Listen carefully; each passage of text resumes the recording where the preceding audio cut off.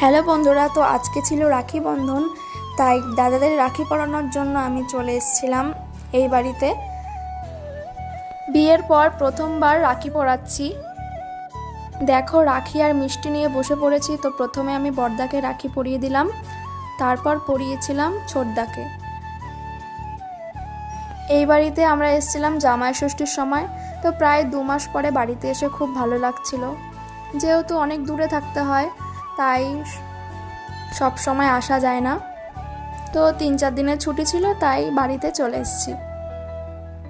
প্রথমে ছিলাম শ্বশুর বাড়িতে, তারপর রাখি পরানোর জন্য এই বাড়িতে এসেছিলাম। তো দেখো, এখানে মিষ্টি আর জল খাইয়ে দিলাম, যেহেতু শুভ কাজে মিষ্টি মুখ করতে হয়। তারপর আমরা এখানে কয়েকটা ছবি তুলে নিলাম। তো এখানে ছিলাম আমি, তারপর ছিল বড়দা, তারপর ছিল ছোটদা। তো এখানে দেখো মিষ্টি খাওয়ানোর পর্ব চলছে। যাই হোক, বড়দা ভালোভাবে মিষ্টিটা খাইয়েছিল।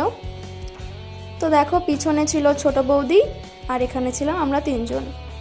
তো আজকের মতো ভিডিওটা এইটুকু। ভালো লাগলে লাইক কমেন্ট করে দিও। টাটা।